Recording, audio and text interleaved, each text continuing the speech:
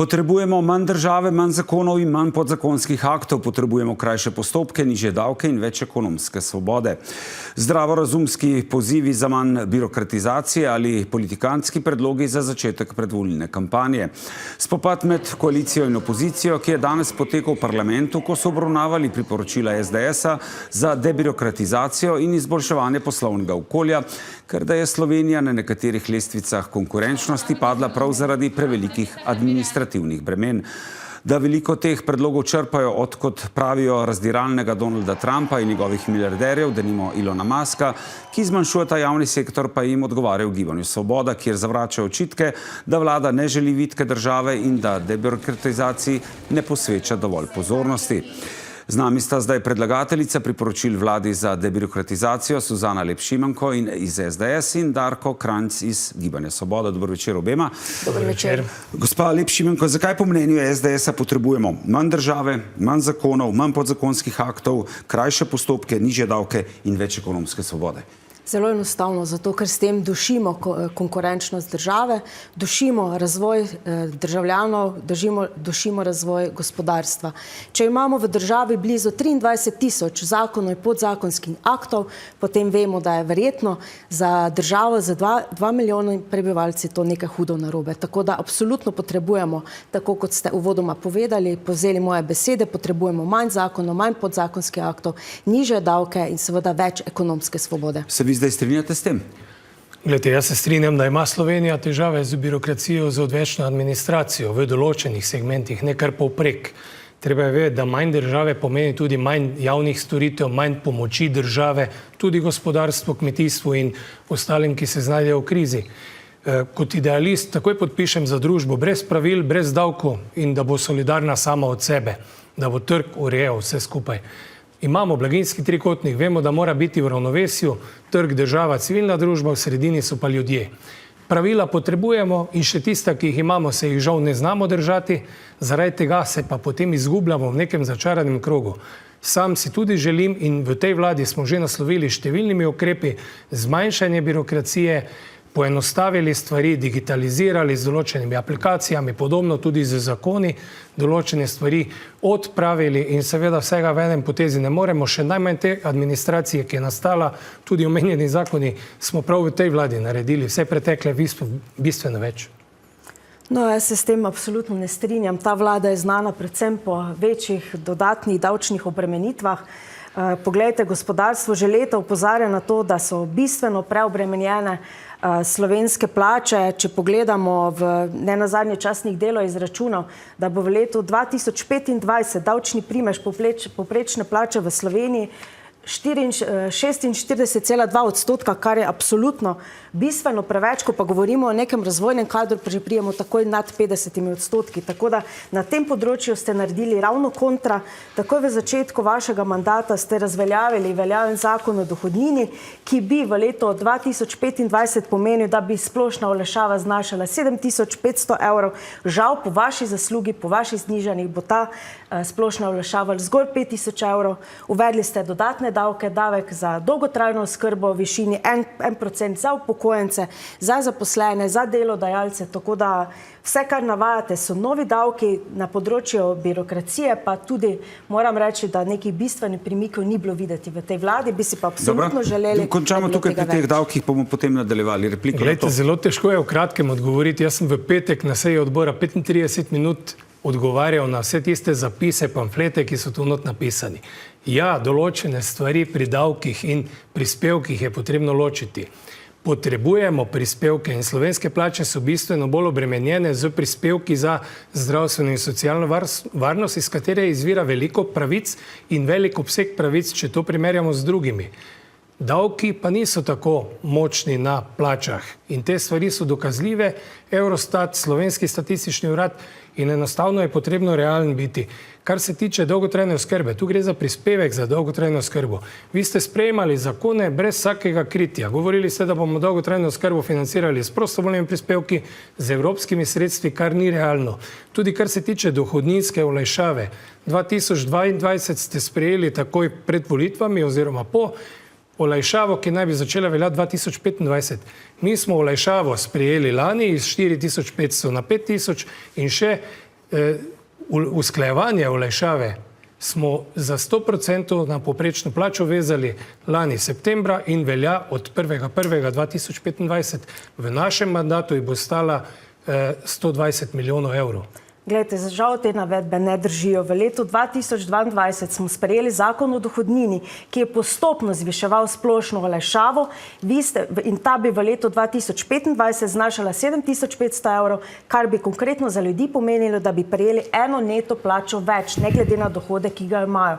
Ko pogledamo samo konkretno za dohodnino, 10% vseh plačnikov dohodnine, vseh zavezancev, bistvo doprinese v proračun 45% celotnega zneska dohodnine. Ne moremo govoriti, da ljudje niso preveč obdavčeni. Absolutno so. Sploh tisti, ki bi morali biti gonilno silo razvoja, ki bi morali dejansko pomagati, da bi se gospodarstvo lahko hitreje razvijalo, mi pa ravno te ljudi dušimo za našo previsoko obdavčitvijo. Tako da, absolutno. Kar se pa tiče zakona o dolgotrajni oskrbi, vse, kar ste naredili, ste v bistvu dali davek na dolgotrajno oskrbo, čisto nobene pravice ljudje na tem področju danes še nimajo več. Ne ločite davkov od prispevkov, to, kar je bilo na dolgotrajni oskrbi urejeno, ne bom zdaj govoril.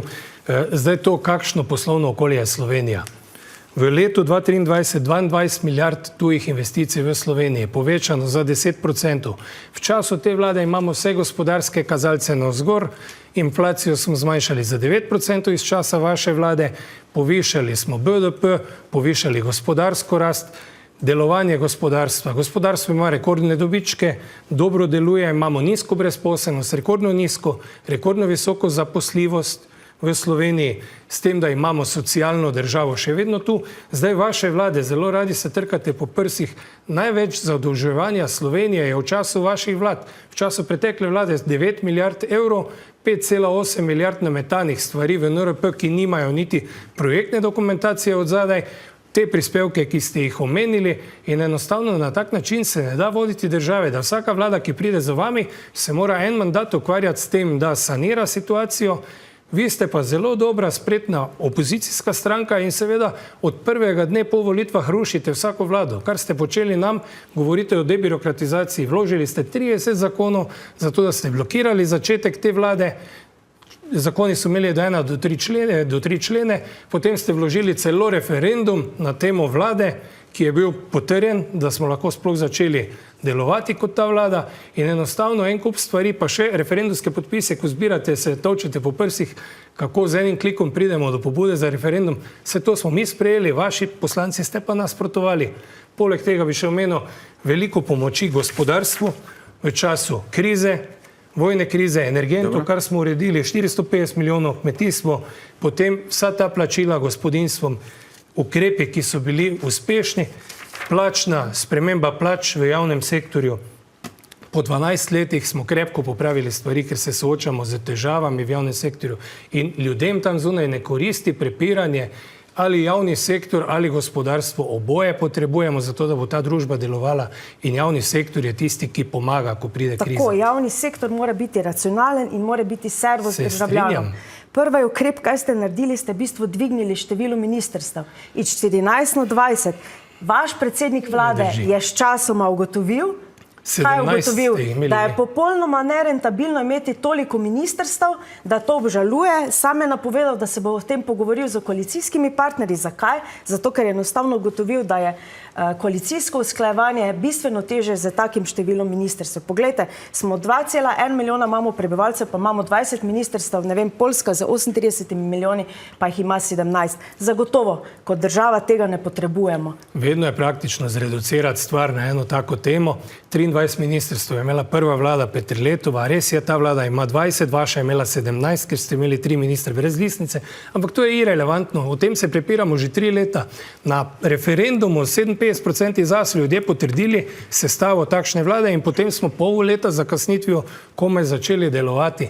To je način delovanja vas v opoziciji, ki govorite, da ste konstruktivni. Ampak vseeno ste zdaj že na vladi 3 leta. Ko nekdo nekomu meče polena pod noge, je res težko delati in pri takih stvarih bi se morali vsest, dogovoriti, kako se je razbohotil javni sektor v Sloveniji.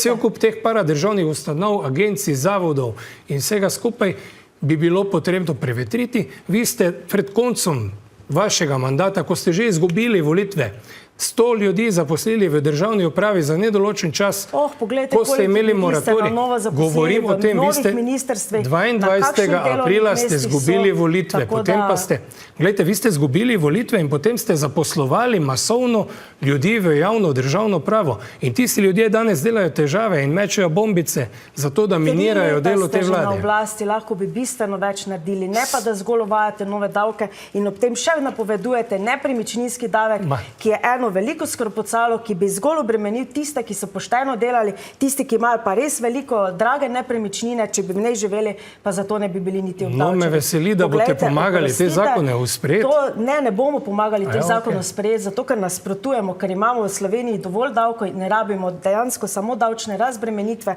in pa dejansko manj birokracije. Smo videli razbremenitve, olajšali ste davek na luksus in take, ne? Bogat sloj razbremenjujete, ljudem, ki pa težko živijo, pa ne pomagate. Nekdo z vilo sredi Ljubljana ali na Primorskem To ni bil naš za milijon, predlog, to je bil vaš predlog, ki ste ga dali. Izhodišča, ki ste jih dali uradniki, jaz ga ne podpiram, sem tudi povedal, da ga ne podpiram. Predlog vaše vlade. In tisti z milijonsko ali pa 2-milijonsko nepremičnino ne bi bil obdavčen, če bi v njej živel. Nekdo, ki bi pa imel eno skromno hišo, pa morda nek vikend nekje v Halozah, kot rada rečem, ki ga je podedoval od svojih prednikov, bi pa zato plačeval po 700-800 evrov davka. To zavajate, tega nismo predlagali, tega naša vlada še ni predlagala. To so bila izhodišča vaše vlade. Ampak, če vas prav razumem, tukaj se oba ne strinjate, vsaj kar se tega tiče. Seveda ne. Dobro, Absolutno ne.